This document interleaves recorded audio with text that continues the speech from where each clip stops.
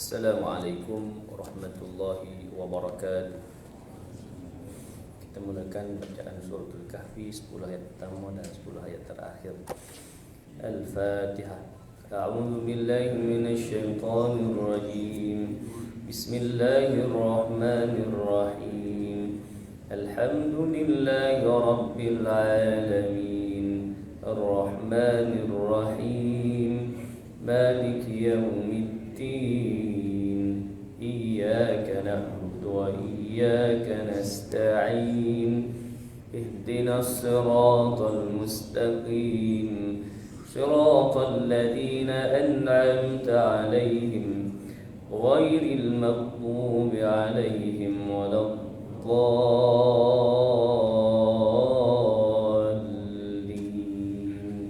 آمين. بسم الله الرحمن الرحيم.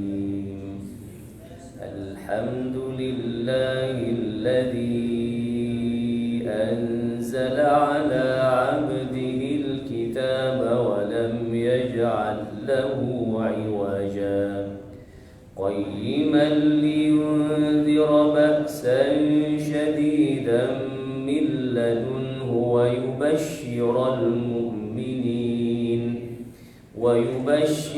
المؤمنين الذين يعملون الصالحات أن لهم أجرا حسنا ماكثين فيه أبدا وينذر الذين قالوا اتخذ الله ولدا ما لهم به من علم ولا لآبائهم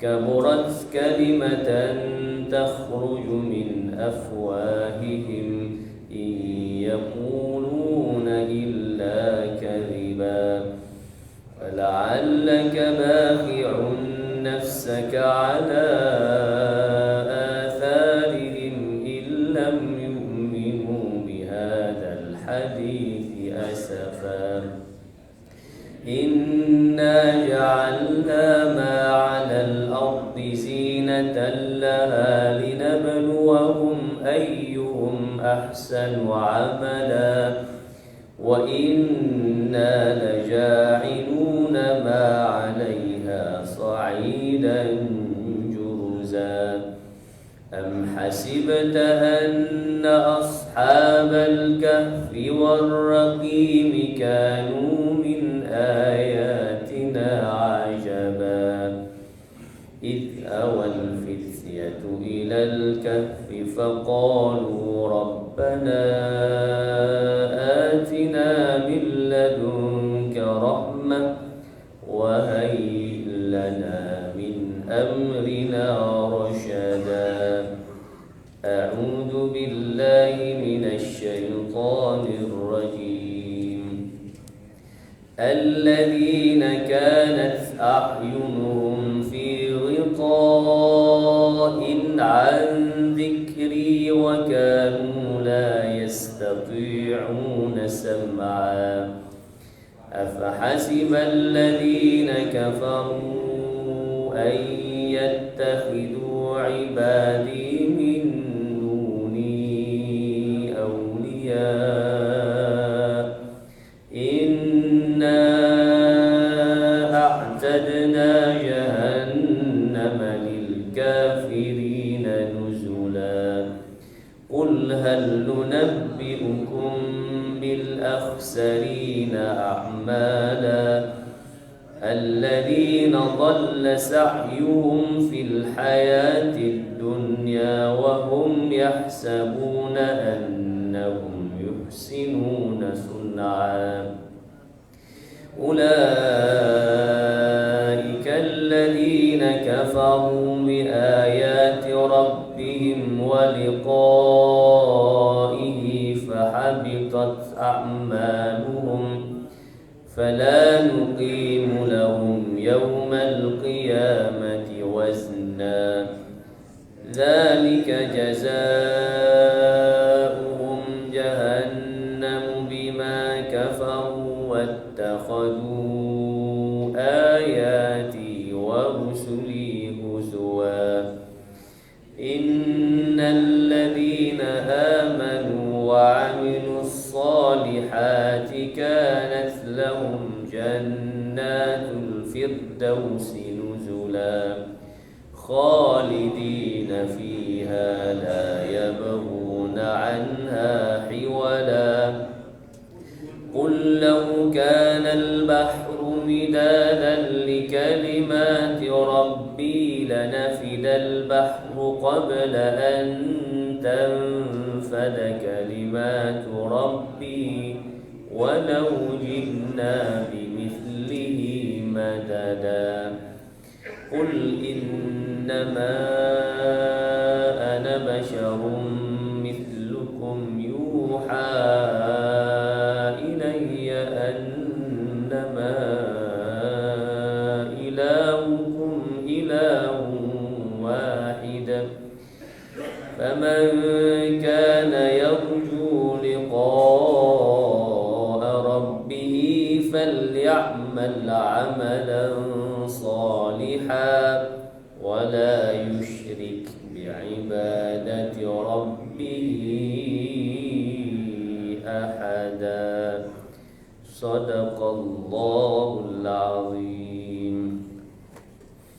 الحمد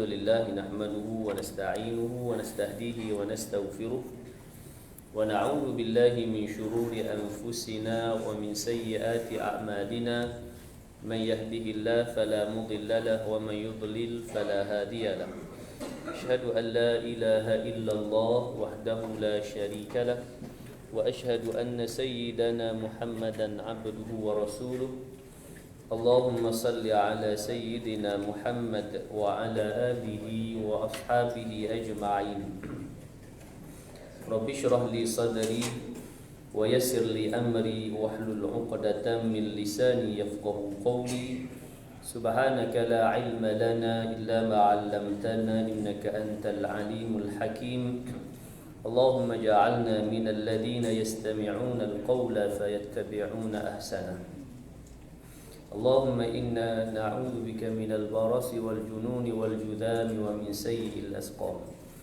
اللهم إن هذا المرض جند من جنودك تصيب به من تشاء وتصرفه عن من تشاء اللهم فاصرف عنا وعن بيوتنا وعن أهلنا وأزواجنا وذرارنا وبلادنا وبلاد المسلمين واحفظنا مما نخاف ونهذر فأنت خير حافظا وأنت أرحم الراحمين استغفر الله العظيم إن الله غفور رحيم ولا حول ولا قوة إلا بالله العلي العظيم أما بعد.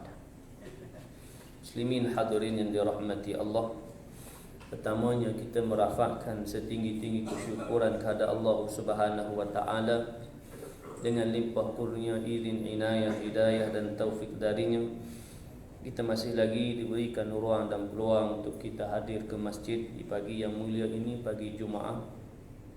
Dan telah pun kita melaksanakan salat fardu subuh secara berjamaah.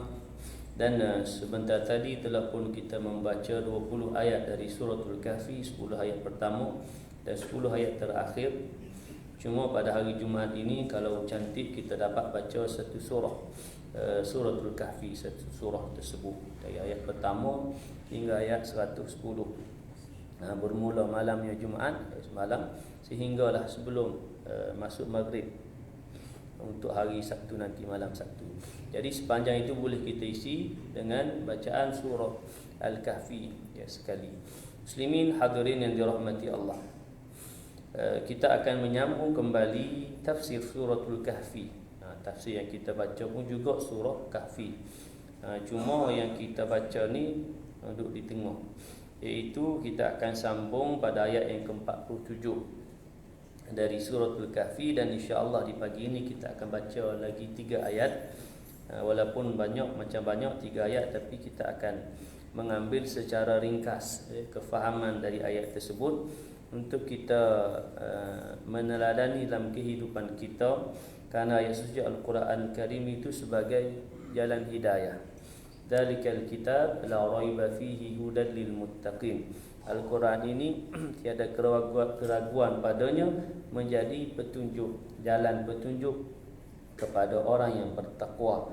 Mudah-mudahan kita mengambil Al-Quran sebagai jalan petunjuk kita dalam kehidupan kita, kerana kehidupan kita ini hanyalah sementara.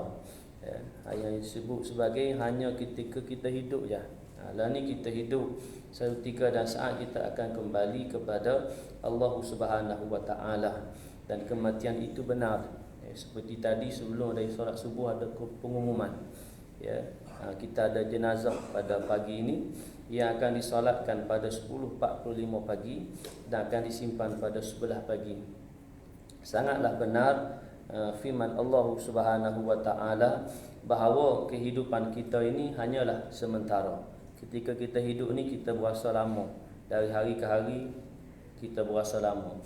24 jam boleh jadi kita berasa lama, dan ada orang berasa sekejap. Terpulang kepada masing-masing orang. Ada orang berasa sekejap sehari. Pejam celik sat je. Ada orang berasa lama. Alhamdulillah kalau dia berasa lama dan dia isi dengan Allahumma salli ala Muhammad, ibadah kepada Allah. Jangan pula berasa lama macam menunggu berbuka puasa masuk maghrib, berasa lama kan, pasal kita lapar nak buka puasa, kita berasa lama nak buka puasa, tapi duduk tunggu je. Kalau diisi dengan bacaan-bacaan sujud Al-Quran Karim, zikrullah dan sebagainya, masya-Allah tabarakallah, maka kita akan berasa panjang bacaan kita tu, zikrullah kita, selawat dan sebagainya. Muslimin hadirin yang dirahmati Allah, kita terus kepada tafsir dari ayat yang ke-47 hingga 49. Sebelum itu kita baca dulu ayat tersebut, 3 ayat. A'udzu billahi minasyaitonir rajim. Wa yawma nusayyirul jibala wa taral arda barizatan wa hasyarnahum falam nughadir minhum ahada. وعرضوا على ربك صفا لقد جئتمونا كما خلقناكم أول مرة بل زعمتم أن لن نجعل لكم موعدا ووضع الكتاب فترى المجرمين مشفقين مما فيه ويقولون يا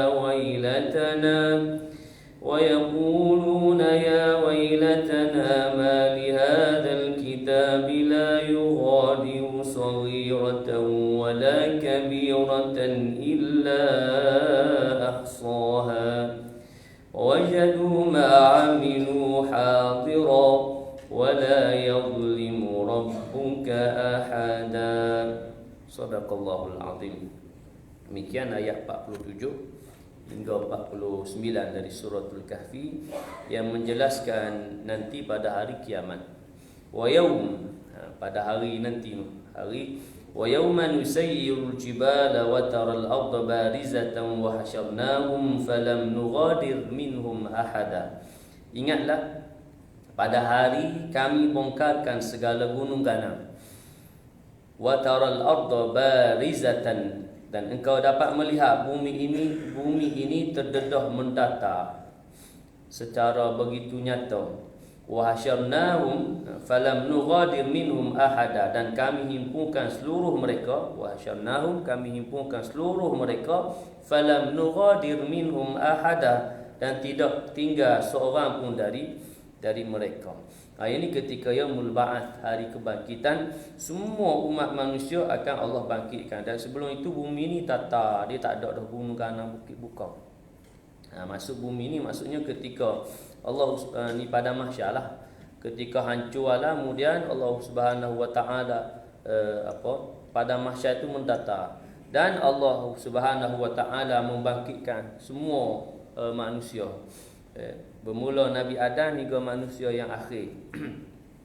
Semua dah manusia, seluruh manusia. Sebab itu Allah sebut wa hasyarnahum, dan kami himpunkan mereka semua manusia. Falam nughadir minhum ahada, dan tidak tinggal seorang pun, tak tercicir pun, semua akan dibangkitkan. Dan demikian wa'uridu ala rabbika saffan laqad jitumuna kama khalaqnakum awwala marrah. dan mereka dibawa di hadapan Tuhan dengan berbaris-baris, saffa, dengan berbaris, dengan barisan-barisan. Ada barisan. Lalu dikatakan kepada mereka, laqad ji'tumuna kama khalaqnakum awwala marrah. Sesungguhnya hari ini kamu telah datang kepada kami dengan keadaan yang sama sewaktu kami ciptakan kamu pada kali yang pertama. Bal za'amtum allan naj'ala lakum maw'ida. Malah kamu telah menyangka bahawa kami tidak akan mengadakan untuk kamu masa kebangkitan dan pengadilan ini. Laqad ji'tumuna kama khalaqnakum awwala marrah. Bahawa sungguhnya kami mendatangkan kamu ni, dan sebagaimana kami ciptakan kamu pada ciptaan pertama. Ciptaan kamu pada kali yang pertama. Kerana kita pada hidup kita di dunia ni pun kita diciptakan, ya, dihidupkan oleh Allah Subhanahu wa taala. Allah diuruh ke dalam diri kita, kita hidup. Demikian juga nanti Allah Subhanahu wa taala akan bangkitkan, iaitu dengan kekuasaan Allah Subhanahu wa taala dalam menghidupkan. Mula-mula kita hidup ni disebut awal kita ni mati. Mula-mula kita mati, kemudian Allah hidup kita. Mati tu tak ada lah. Kemudian Allah hidup kita. Kemudian Allah mematikan kita. Kemudian Allah hidupkan kita. Ya, dalam surah Al-Baqarah dinyatakan, kaifa takfuruna billahi wa kuntum amwatan fa ahyaakum thumma yumitukum thumma yuhyikum thumma ilaihi turja'un. Bagaimana kamu boleh kufur kepada Allah? Kaifa takfuruna billah? Bagaimana hampa boleh kufur kepada Allah? Kaifa takfuruna billah wa kuntum amwatan fa ahyaakum. Bahawa Allah menjadikan kamu mula dari amwatan, tak ada, mati tak ada. Fa ahyaakum, kemudian Allah hidupkan kamu ni hak kali pertama. Khalaqnakum awwala marrah, hidup mula-mula. Fa ahyaakum, hidup ni sepanjang kita hidup ni sampai boleh jadi 60 tahun, 70, 80, 90, 100 tahun ke, 120 tahun ke, 140 tahun. Itu atas ketentuan daripada Allah Subhanahu wa taala. Setiap ajal maut kita, hidup kita lama mana. Fa ahyaakum, panjang mana kita hidup. Thumma yumitukum, pastilah nanti kamu akan dimatikan. Mati bila? Wallahu taala alam tahu. Sahabat kita yang diumumkan tadi semalam kan, pukul apa? 10 malam kan. Kita tak tahu lagi. Maknanya orang yang telah mendahului kita tu, kita tahulah dia mati bila. Cuma hak kita, hak ke depan tak tahu. Begitu. Ya, konsep perkara yang ke depan tu tak tahu. Sebab itu kita tak boleh. Kita baca dulu kan, tak boleh nak berjanji dalam erti kata nak pasti kan. Nak pasti. Itu disebutkan bahawa suruh kita sebut insya-Allah kan. Boleh kita nak berjanji tapi diikat dengan lafaz insya-Allah, sekira dengan kehendak Allah. Bukan kita sebut insya-Allah itu kita tak mahu. Bukan kita sebut insya-Allah itu sebagai kita kata ni tak mahu benar-benar berjanji. Tak, berjanji juga. Tapi diikat dengan insya-Allah kerana janji kita itu pastinya akan kita dapat nak buat itu sekiranya dengan izin Allah. Baik. Kemudian thumma yumitukum thumma yuhyikum, kemudian Allah hidup balik. Ni hak hidup kedua. Hak hidup yang Allah sebut ni, wa hasyarnahum falam nughadir minhum ahada thumma yuhyikum thumma ilaihi turja'un, kemudian kepadanya kamu dikembalikan. Jadi lagu mana pun kita hidup atas muka bumi ni, kita akan mati juga. Kemudian kita akan dihidupkan kembali ketika yaumul ba'ats, hari kebangkitan. Pada masa tu semua umat manusia akan dibangkitkan, tidak ketinggalan, tidak tercicir seorang pun daripada manusia. Kemudian akan dihitunglah segala apa yang dilakukan dalam kehidupan. Bal za'amtum allan naj'ala lakum maw'ida. Malah kamu telah menyangka bahawa kami tidak akan mengadakan untuk kamu masa kebangkitan dan pengadilan ini. Ini bagi golongan yang kufur dengan hari kebangkitan. Orang yang kufur ni dia menyangka bahawa tidak dibangkitkan. Tidak kufur dengan janji ni. Janji hari kebangkitan. Sama ada orang yang kufur tu orang kafir. Satu. Yang kedua, boleh jadi orang Islam yang seolah dalam dia berasa hidup ya. Walaupun dia melihat Allahumma salli Muhammad perjalanan kehidupan ni ada orang mati, ada orang mati. Tapi seolah-olah kerana dia dilalaikan dalam kehidupan tu. Seolah dia lupa bahawa dia akan mati. Golongan ni golongan yang fasik lah. Golongan yang melakukan kemungkaran dan kemaksiatan kepada Allah, orang Islam, tapi tidak melaksanakan perintah Allah. Sembahyang tidak, puasa Ramadan tidak, dan lain-lain perintah Allah, malah melakukan kemungkaran kepada Allah, seolah-olah bahawa dia ni tak sedar bahawa dia akan mati ni. Seolah dia macam seperti menyangka bahawa tidak matilah. Wahai mati ni berjemput bila-bila masa. Sebenarnya dari hari ke hari kita semakin hampir kepada kematian. Tak tahulah bila. Kalau kata esok makin bertambah dah, kurang dah sehari. Minggu depan kurang sebulan, bulan depan kurang sebulan pula hidup kita. Cuma tak tahulah bila kita akan dijemput oleh Allah Subhanahu wa taala. Mudah-mudahan kita dijemput dalam keadaan yang baik. Husnul khatimah. Amin. Kerana orang yang seolah dia tidak sedar bahawa dia akan mati ni, dalam dia buat maksiat tu, alangkah rugi dan menyesal dia dalam ketika dia buat maksiat tu mati, waliyadzubillah.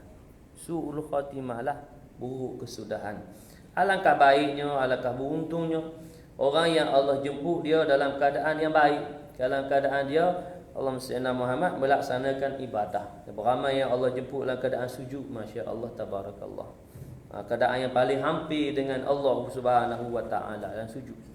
Ada orang yang Allah jemput dalam masjid, ya pun tempat yang mulia, tempat manusia sujud beribadah.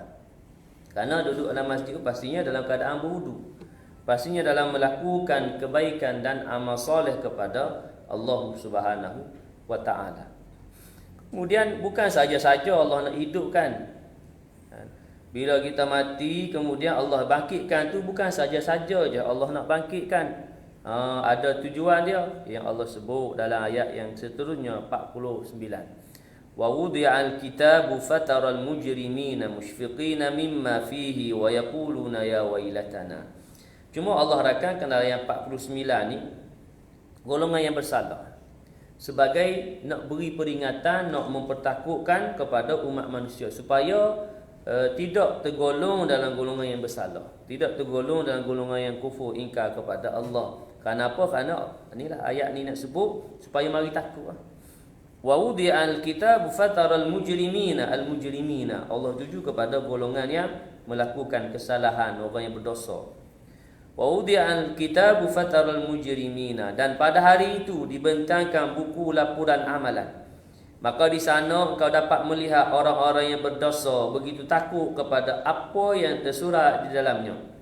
Wudi'al kitab fataral mujrimina, fataral mujrim, kamu akan melihat orang yang berdosa mushfiqina, berasa takut dengan buku catatan amalan yang dibentangkan. Mimma fihi, daripada buku catatan amalan yang dibentangkan. Wa yaquluna ya wailatana, sehingga apa ni, sehingga dia kata apa ni, ya wailatana, alangkah malangnya nasib kami. Ya wailatana, alangkah malangnya nasib kami. Ma li hadzal kitabi la yughadiru saghiratan wala kabiratan illa ahsaha. Mengapakah buku ini tidak meninggalkan suatu apapun, baik kecil maupun besar, saghiratan wala kabiratan illa ahsaha, melainkan semuanya dihitung satu persatu. Maka setelah dibentangkan buku catatan amalan, ya, maka mari sebut dalam ayat ini golongan yang bersalah, berdosa kepada Allah ni, tengok ya wailatana, celakalah kami, itu malanglah kami, ya. Tengok bahawa hadzal kitab, dalam buku ni la yughadiru saghiratan wala kabiratan illa ahsaha, tak ada satu pun tercicir, semuanya dicatat. Ialah kalau yang bersalah tu pastinya banyak dosa lah. Catat ni buat dosa ni, buat salah ni sini ni. Secara rapi. Catatannya secara rapi tanpa ada tercicir sikit pun. Baik kecil, besar lagi lah. Saghiratan wala kabiratan illa asha. Malaikat dia tu dihitung, maksudnya dihitung tu dicatat, ada belaka yang tercatat dalam buku catat amalan, sehingga golongan yang melakukan dosa ni menyesal ni. Ya wailatana, lafaz penyesalan. Alangkah malangnya lah kami, alangkah celakanya. Mari gitu perasaan, mari gitu respon daripada golongan yang mujrimin, golongan yang berdosa kepada Allah. Wajadu ma amilu hadira, dan mereka dapati segala apa yang telah dilakukan mereka tercatat belaka. Wajadu ma amilu hadira, mereka mendapatinya semua ada belaka, hadir belaka, ada dicatat belaka. Tak apa ada tercicir pun. Satu pun tercicir. Hak kecil pun tak tercicir, apalagi hak besar. Wala yadhlimu rabbuka ahada, dan Tuhanmu tidak menganiai sesiapa pun. Sebagai nak menjelaskan bahawa segala yang Allah Subhanahu wa taala balas nanti dalam kehidupan yang seterusnya di hari akhirat nanti, Allah tidak zalim. Ya, wala yadhlimu, Allah tidak menganiai, Allah tidak zalim. Akan tetapi manusia yang menzalimi diri mereka sendiri. Itu sebagai nak jelas di hujung ayat 49 ni, wala yadhlimu rabbuka ahada. Jangan kata Allah zalim dengan Allah siksa, tak. Sebenarnya manusia itu zalim diri mereka sendiri. Kenapa? Karena Allah Subhanahu wa taala telah pun memberikan segala kemudahan kepada manusia. Kita ni mudah belaka, tak ada payah. Kan? Lihat saja nak makan mudah, nak hidup, nak bernafas mudah. Kan? Tak perlu nak pakai alat oksigen. Allah beri dah oksigen. Allah letak kita di bumi ni semuanya adalah untuk kehidupan makhluk Allah. Kita lah khususnya manusia sebagai khalifah. Kalau kita bayangkan kita tak duduk di bumi, duduk di planet lain. Kan kita tengok angkasawan pergi keluar daripada bumi ni, keluar daripada ISS tu, keluar daripada bumi ni. Dia ada terapung, kemudian tak ada oksigen. Duduk planet lain pun samalah, duduk bulan ke, dia begitu. Jadi tak ada oksigen, nak hidup ke mana? Payah kan? Nak berjalan pun payah pasal terapung. Berasa boleh terbang je. Tapi sebenarnya payah belaka. Tak ada oksigen tu payah. Maka dengan demikian Allah Subhanahu wa taala memerintahkan kepada kita, Allah beri mudah, kemudian Allah bebani, yang disebut taklif. Bila mana kita akil balik, kita digelar sebagai mukallaf, dibebani hukum, tanggungjawab hukum. Bila mari hak kewajipan, hak fardu, kita kena buat. Bila mari larangan, kita kena tinggal. Jadi hak tu je Allah nak suruh kita buat. Hak tu saja Allah perintah kepada kita. Yang kita nak kena buat dalam kehidupan di dunia banyak, ada lagi lah hubungan kita dengan Allah, kemudian hubungan kita dengan manusia, kemudian hubungan kita dengan alam, ya, binatang dan alam yang lain. Baik. Maka hubungan tu kena jaga belakalah. Bukan hanya hubungan dengan Allah, malah hubungan dengan manusia pun kena jaga. Disebut dalam hadis bahawa kalau tidak menjaga hubungan dengan manusia, buat tak ketahuan, ya, duk fitnah orang, duk mengata orang, dia buat naya kat orang, nanti di hari akhirat orang yang dia buat anaya tadi akan menuntut pembelaan, menuntut pembalasan. Dan nanti tuntutan oleh orang yang melakukan kesalahan tadi dibayar balik, bukan dengan duit ringgit, bukan dengan harta, malah dengan amalan. Ya, disebutlah hadis yang masyhur, bahawa nanti akan dibalas dengan amalan baik. Boleh jadi hutang duit kan, hutang pun kita naya juga orang, kita zalim, boleh kita dah boleh bayar tapi kita tak pola, kita tangguh, ataupun kita tak mau bayar hutang. Nanti dipertanggungjawabkan nanti di hari akhirat.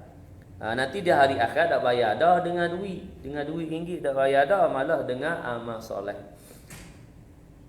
Maka kalau banyak orang dia buat naya, buat salah, amalan dia akan diberi diri. Walaupun dia datang kepada Allah tu bisolatin wa siyamin wa zakatin. Dia sembahyang jaga molek, puasa jaga molek, zakat dia keluar molek. Dan ibadat-ibadat dia buat molek, tapi kerana ada hubungan yang tak molek dengan manusia, kan? Dia buat salah apa semua ni, maka nanti akan dibayar ni. Sembahyang dia akan dibayar amalan-amalan, sehinggalah yang Allah sebut, yang Nabi sebut muflis. Muflis ni wal iyadu billah. Orang ni bukan kata tak ada amal, ada, tapi kerana dia tak jaga hubungan dengan manusia. Jadi nak sebut bahawa dalam kehidupan kita ni, kita kena jaga belakalah hubungan dengan Allah, pastinya juga hubungan dengan manusia. Baik, kembali kepada wala yazlimu rabbuka ahada, bahawa Allah tidak zalim. Manusia kita lah yang zalim diri kita. Pasal Allah perintah kita suruh sembahyang fardu 5 waktu, tapi kita tak sembahyang. Bulan Ramadan mari, Allah perintah puasa Ramadan, kita tak puasa. Kita tahu bahawa itu perintah daripada Allah yang menjadikan kita. Ini orang yang mujrim, yang berdosa kepada Allah.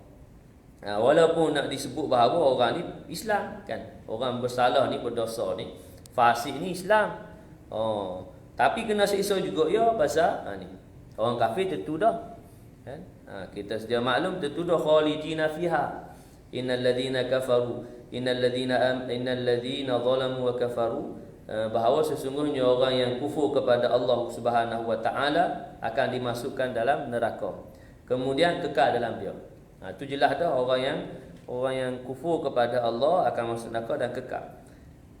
Orang yang Islam, nama dia Islam, lahir dia sebagai orang Islam, tapi kena siksa juga ya, sekira mana ada dosa dan maksiat dia, kemungkaran dia kepada Allah yang disebut sebagai mujrim.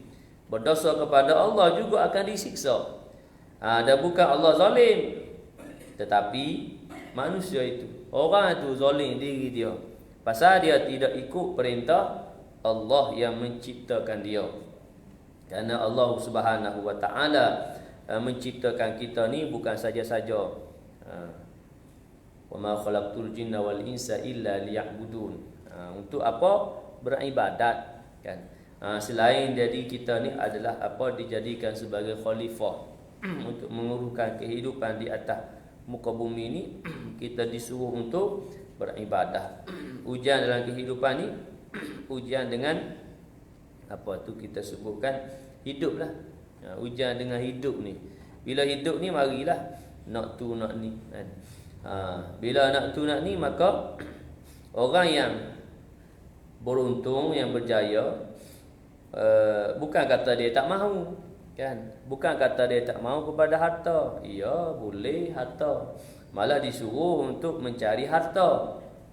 Tetapi orang yang rugi malah dia cari harta sehingga dia lupa urusan akhirat. Orang yang beruntung dia cari harta, dia ingat lagi urusan akhirat, dia masih lagi beribadah. Dia tak tinggal solat fardu, dia tak tinggal puasa Ramadan, kerana dia tahu bahawa hak dia cari ni juga adalah untuk akhirat. Baik itu orang yang cari harta, yang kita nak sebut, dia jaga dia juga hubungan dengan akhirat ni. Dia cari harta, dia keluar zakat, dia sedekah.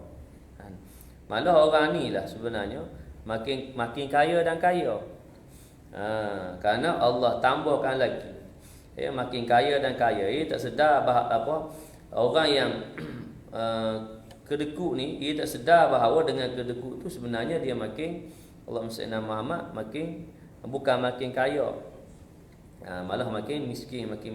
Pastinya miskinnya pada akhlak tu sendiri, dan pada miskinnya pada pada amal, pada amal soleh yang dia bawa di hadapan Allah Subhanahu wa taala nanti. Muslimin hadirin yang dirahmati Allah. Jadi 3 ayat yang kita baca 47 hingga 49 menjelaskan kepada kita tentang nanti dibangkitkan, supaya kita benar-benar yakin.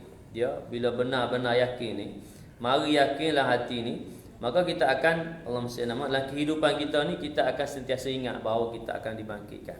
Sebelum hak bangkit ni mati dululah kan. Bahawa kita akan mati. Ya, bila kita ingat sedar kita akan mati, maka berlaku tak kita akan melakukan kemungkaran? Tak. Pasti kita akan takut kan. Bila nak buat maksiat ni aku takut ni nak mati, aku takut mati. Ketika aku buat maksiat ni kalau mati lagu mana? Awal iyazubillah. Jadi takut, mari takut. Kan? Nak tinggal perintah Allah pun juga takut.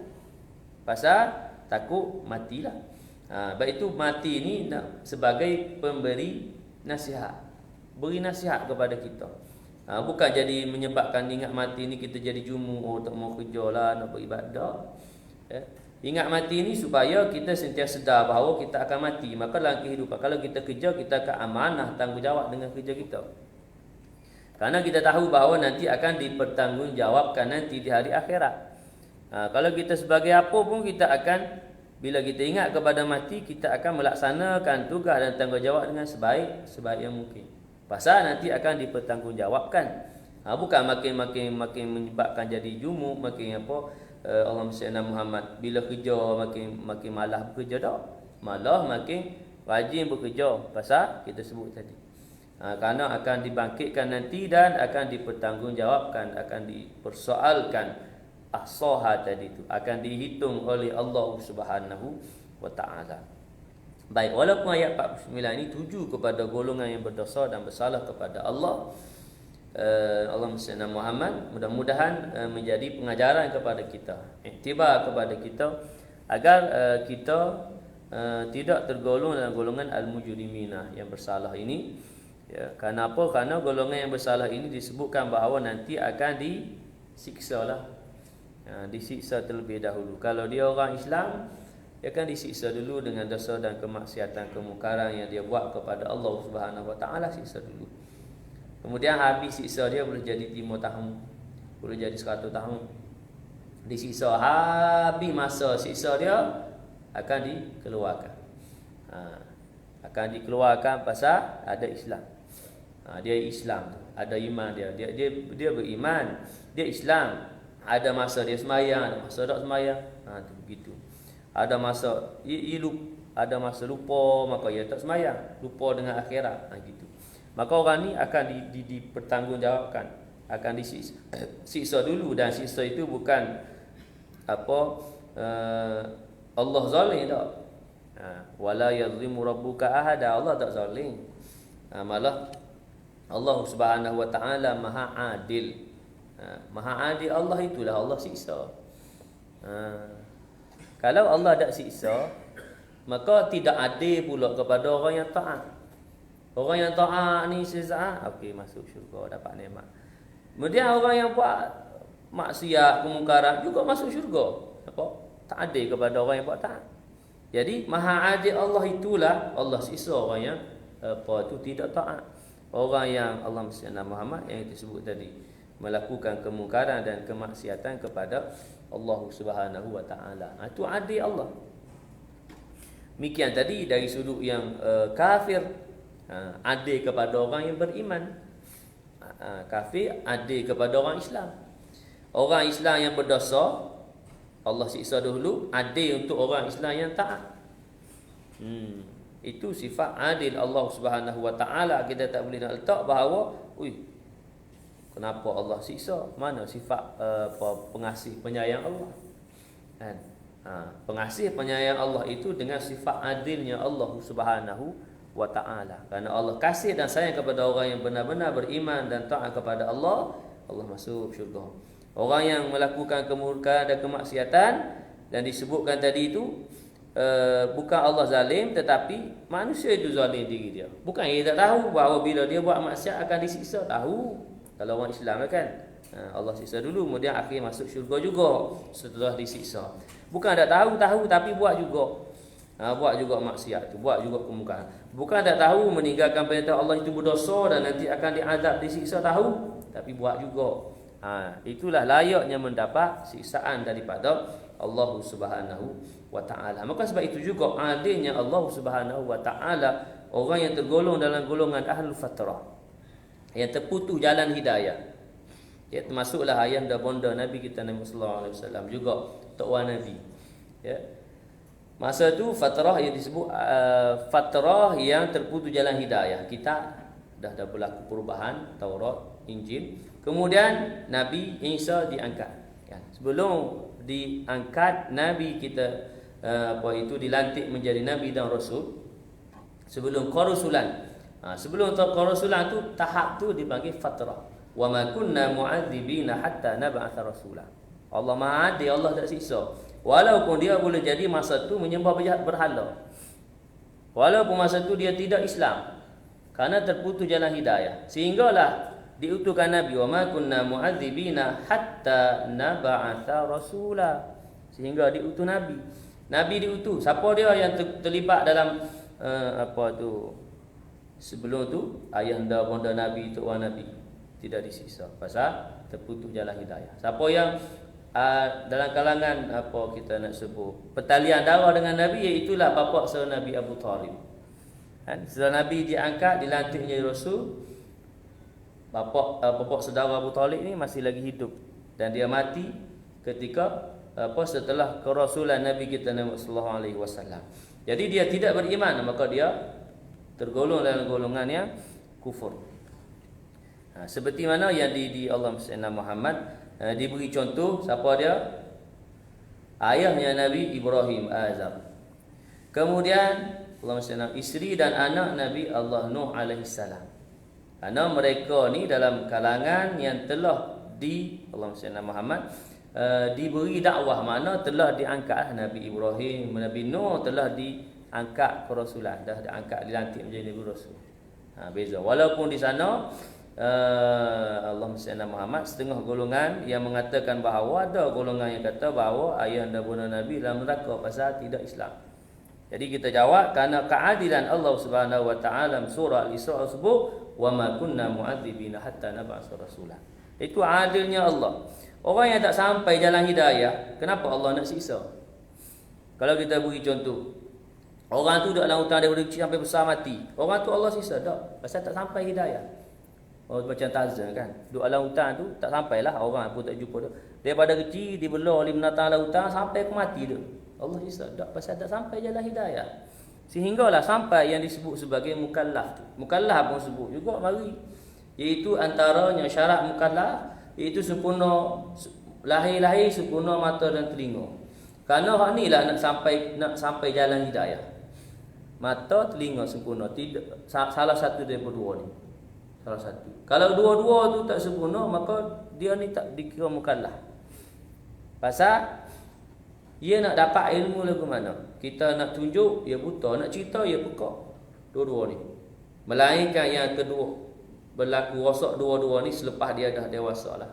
Selepas mukallaf tu tak apalah, pasal dia dah tak dibebani tanggungjawab. Ni lahir-lahir ni dua ni tak ada. Rosak. Mata buta, telinga pekak. Tengok tak boleh, dengar pun tak boleh. Dapat anak macam ni, maknanya mak ayah dia urus sampai dia mati. Tak boleh nak urus diri belakang. Pasal tak boleh. Terputus. Jalan anak sampai kepada terputus. Jadi tak dikira sebagai mukallaf dan tidak disiksa walaupun ia tak sembahyang, walaupun ia tidak disebut ada i'tiqad keimanan. Itu kerana adilnya Allah Subhanahu wa taala. Jadi demikian muslimin hadirin yang dirahmati Allah, ayat 47 hingga 49 mudah-mudahan memberikan peringatan kepada kita. Ini peringatan daripada Al-Quran kepada umat manusia, khususnya kita yang hadir yang dengar ayat ini. Mudah-mudahan tergolonglah kita sebagai golongan hamba yang benar-benar beriman dan bertakwa kepadanya. Amin Allahumma amin. A'udzu billahi minasyaitonir rajim. Bismillahirrahmanirrahim. Alhamdulillahi rabbil alamin. Wassalatu wassalamu ala asyrafil anbiya'i wal mursalin wa ala alihi wa ashabihi ajma'in. Allahumma arhamna bil Qur'an waj'alhu lana imaman wa nuran wa hudan wa rahmah. Allahumma dhakkirna minhu ma nusina wa 'allimna minhu ma jahilna warzuqna tilawatahu ana al-laili wa atrafan nahar. واجعله لنا حجة يا رب العالمين. اللهم اجعل القرآن لنا في الدنيا قرينا، في القبر مونسا، وفي القيامة شفيعا، وعلى الصراط نورا، وإلى الجنة رفيقا، ومن النار سترا وحجابا، وإلى الخيرات كلها دليلا وإماما. ربنا عليك توكلنا وإليك أنبنا وإليك المصير. ربنا آتنا في الدنيا حسنة وفي الآخرة حسنة وقنا عذاب النار. وصلى الله على سيدنا محمد وعلى آله وصحبه بارك وسلم، والحمد لله رب العالمين. سبحانك اللهم وبحمدك أشهد أن لا إله إلا أنت أستغفرك وأتوب إليك. بسم الله الرحمن الرحيم. والعصر إن الإنسان لفي خسر إلا الذين آمنوا وعملوا الصالحات وتواصوا بالحق وتواصوا بالصبر. وبالله التوفيق والهداية. السلام عليكم ورحمة الله وبركاته.